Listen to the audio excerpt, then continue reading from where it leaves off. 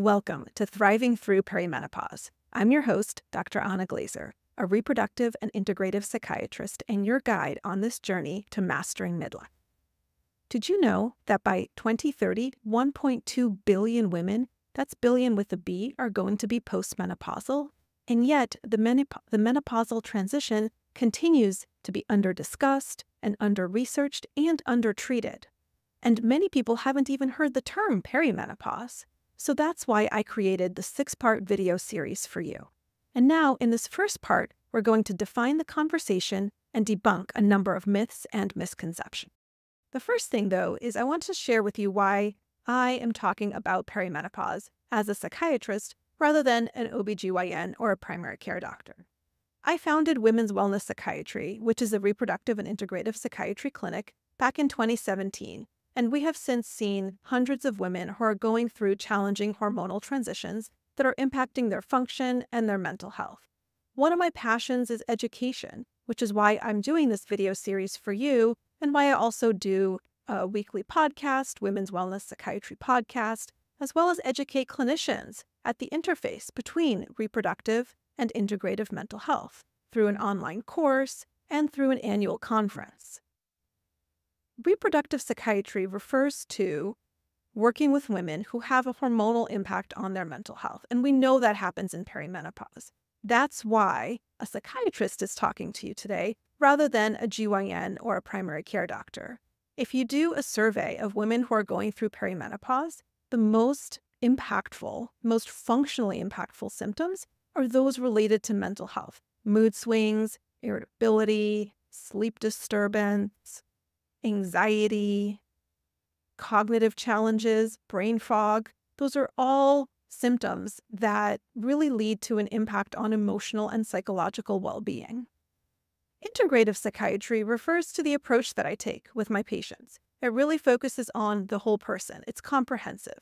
And that means that I really look at a number of different root causes for the particular presenting issue. So looking at things like, what are the genetic predispositions? What are the hormonal fluctuations and challenges? What's the role of inflammation or trauma or the family system that might all be contributing to the presentation of the individual who's in front of me?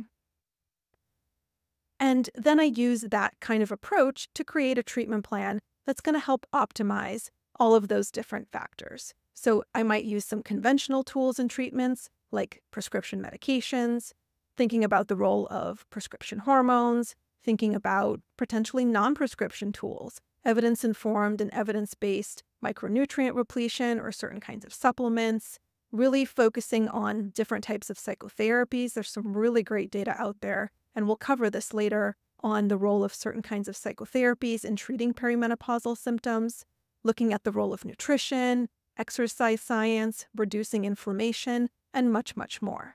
So that's the integrative piece of the reproductive psychiatry. Now that you know who I am and what reproductive and integrative psychiatry is, let's dive into our conversation. First, let's start with what is perimenopause. And I think this is actually something that's surprising for a lot of people. We often hear the term menopause, and we don't often actually hear the term perimenopause and the menopausal transition. And sometimes people use actually all of those interchangeably, and it can get quite confusing because they actually do have some specific definitions. Puberty, if we're looking at this reproductive lifespan timeline, starts on average in the US around age 11 or 12. Then we have the reproductive years, and then we begin the process of perimenopause. Perimenopause this is the surprising part, can start as early as mid to late 30s or early 40s for a lot of women. And then finally, we have menopause, which is actually defined as one point in time. It's one date. It is exactly 12 months since the last menstrual period. And it is one date, and before that, you're perimenopausal, and after that, you're postmenopausal. And you may have symptoms in the postmenopausal phase as well. But this is the surprising part, this perimenopausal transition, because on average, with the average age of menopause at 51, perimenopause can last 4, 8, 10, even 15 years before that last menstrual period. That's a long time, And it's a really critical time. That's why we're talking about this. This is such an important topic because it really impacts the functioning of women at a very critical juncture in their lives when there's so much that's important in terms of their professional lives, their personal lives, and the symptoms can really impact their ability to engage with the world around them. That's why we're talking about this.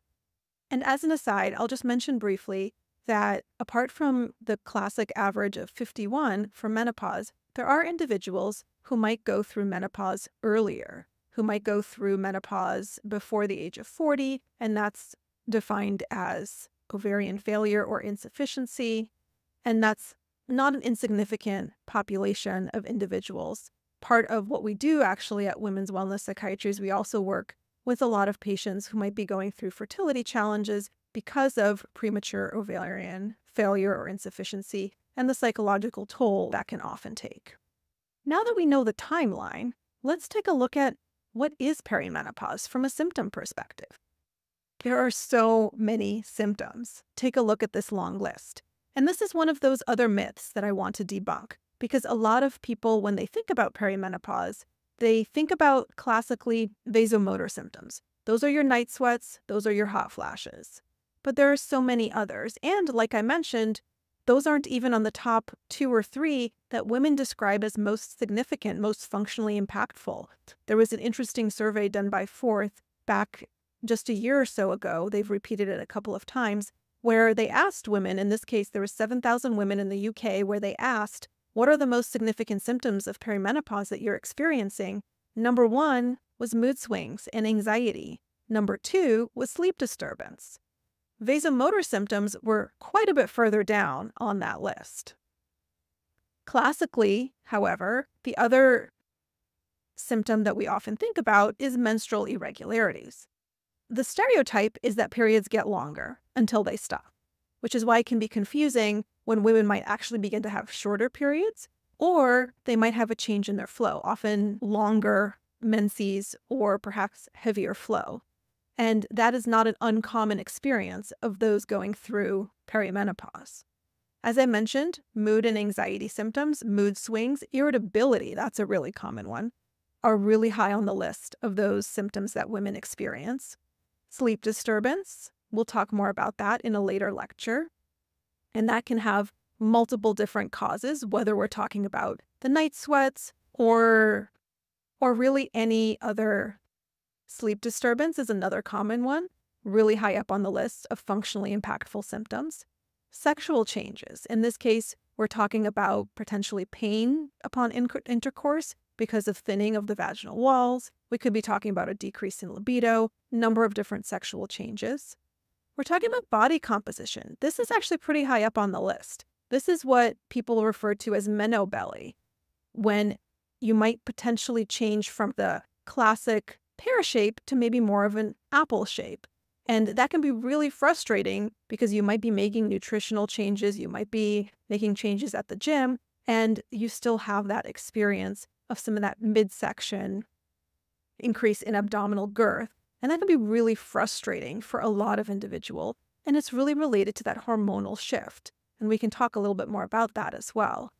Joint pain is not one that women commonly think about as related to perimenopause. It actually might lead you to go down some rabbit holes to figure out what else might be going on. But joint pain is a pretty common experience of women in perimenopause. Metabolic shifts. This is really important because metabolic shifts, like an increase in cholesterol, is something that can predispose you to other kinds of risk factors, like risk factors for cardiovascular disease down the line. So it's definitely something that we need to address.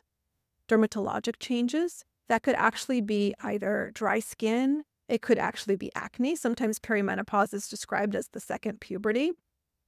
Or other kinds of dermatologic changes may be related to your hair. Maybe it's a thinning of your hair or hair in places you actually don't want hair to be.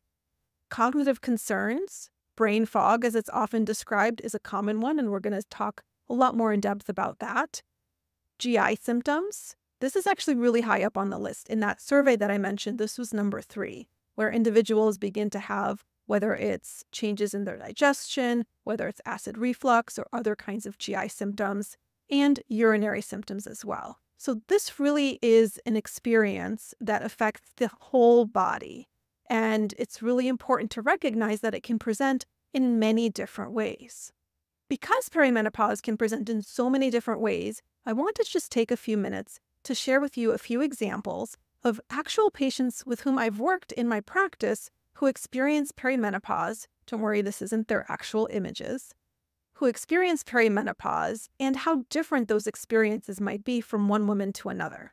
So the first woman I'm going to mention, her name is Ms. A. She's 43, and she presented with a lot of brain fog and forgetfulness. She couldn't remember where she placed things. She couldn't remember words. She had word-finding challenges. She also described some skin changes, an increase in her stomach sensitivity, so she had to change some of her dietary intake, and she complained of weight retention, which, as I mentioned, is a big one. She also had some overnight hot flashes.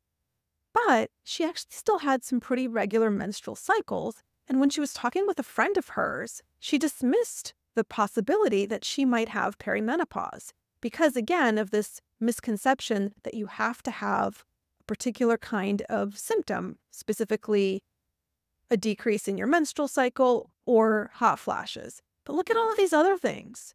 The brain fog, the skin changes, the stomach sensitivity, the weight retention, all of these things are related to perimenopause. And so when this patient was told, hey, what if we think about perimenopause? She was relieved to have an answer, but this actually flagged another stereotype for her, which is this association with aging. And that's a really common stereotype. If you do a Google search right now and you put in menopause and images, what comes up for you? When I did this, I actually got a lot of images of women who looked like they were in their 60s, 70s, whereas perimenopause, we're talking about women in our 30s, in our 40s, and in our 50s. It's a very different time of life. Let's take a look at Ms. B next.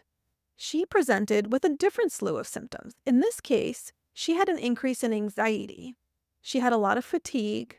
She had irregular and longer cycles. She felt overall hot at night, and she had some mild brain fog with some low libido and vaginal dryness. Completely different constellation of symptoms.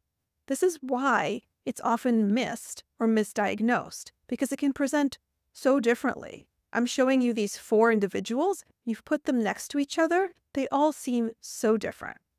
Take a look at Ms. C. She's 42. Again, interestingly, all of these patients, they're in their early 40s.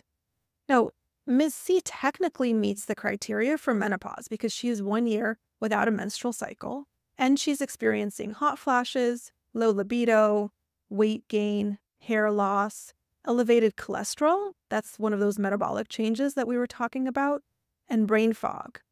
And she was surprised to get the diagnosis and very disappointed because she actually had planned to have a 4th child. This is not to say that you can't have children while you're going through perimenopause. It just means that you might have to take a different path. I've worked with a number of women who take the path, for example, of using a donor egg to help them on their fertility journey and on their family planning journey.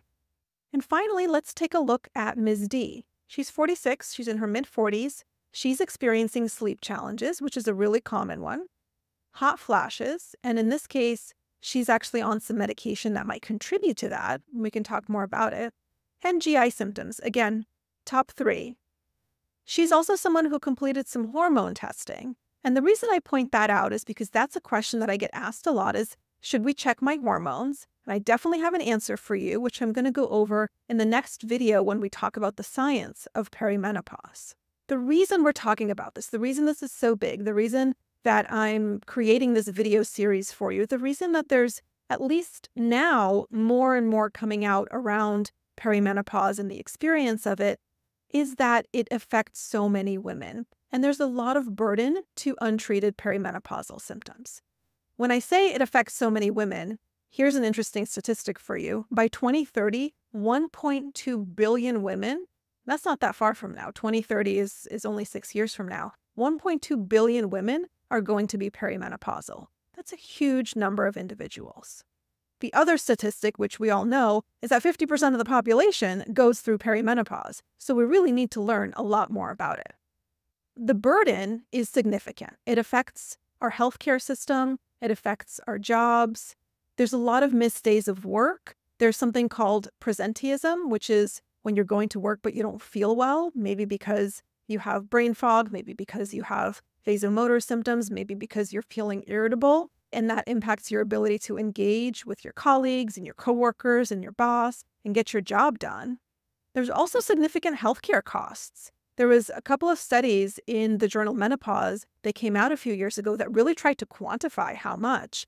And one study suggested it was about more than $1,300 a year in annual increase in costs. And that's for multiple different reasons.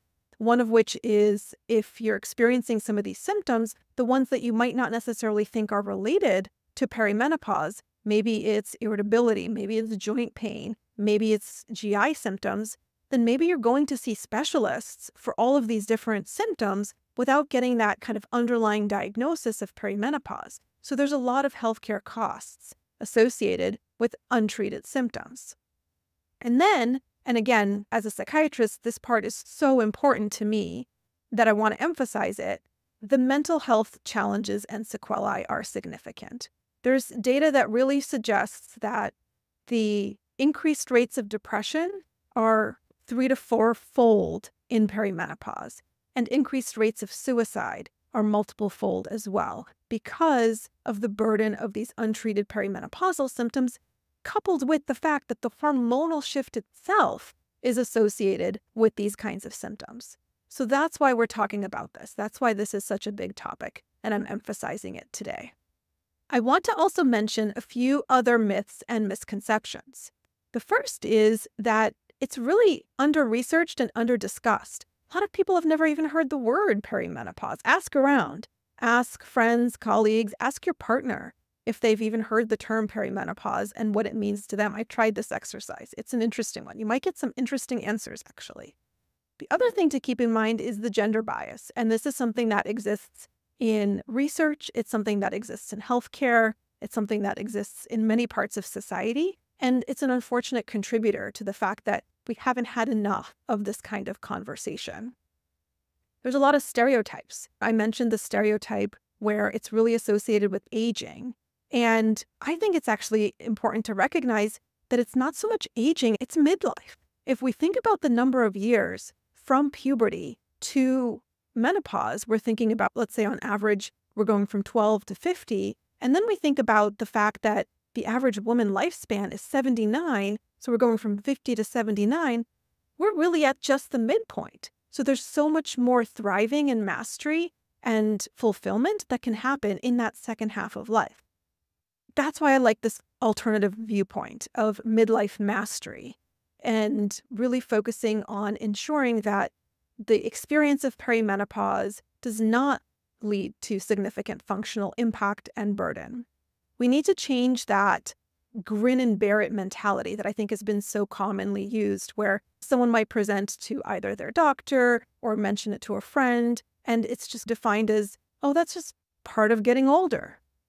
But that's not what's going on with perimenopause. It's a hormonal shift, and we have ways to treat the symptoms so that you can function optimally. That's why we're talking about this today. So just to review a couple of key points.